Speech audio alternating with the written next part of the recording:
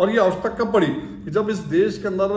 1951 से पूर्व के जिस प्रकार से अब हमारा देश आज़ाद हुआ और देश आज़ाद होने के बाद जो प्रथम सरकार इस देश की बनी और उनकी जो नीतियां रही, कहीं ना कहीं उन नीतियों में जिस प्रकार का एक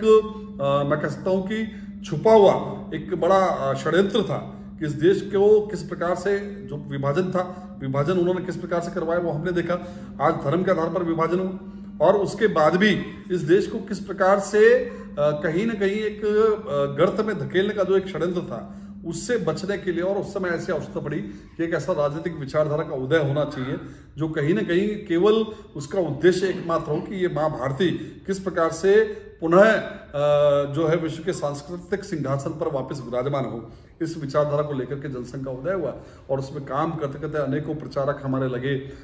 उसके बाद जब सन 1980 के अंदर भारतीय जनता पार्टी बनी और भारतीय जनता पार्टी का परिवार जिस प्रकार से बढ़ा और उस समय जब अटल जी ने कहा था कि अंधेरा हटेगा, सूरज निकलेगा और कमल खिलेगा, वो बात उन्होंने उस समय कही थी। और 2 से लेकर के आज जिस प्रकार से लोकसभा के अंदर लगातार तीसरी बार हमारी बहुमत से केंद्र में सरकार बनी है, ये कहीं ना कहीं इस भारतीय जनता पार्टी की उस विचारधारा का ही मैं कह सकता हूँ कि परिणाम है जो संघ ने कहीं ना कहीं हमें दी है।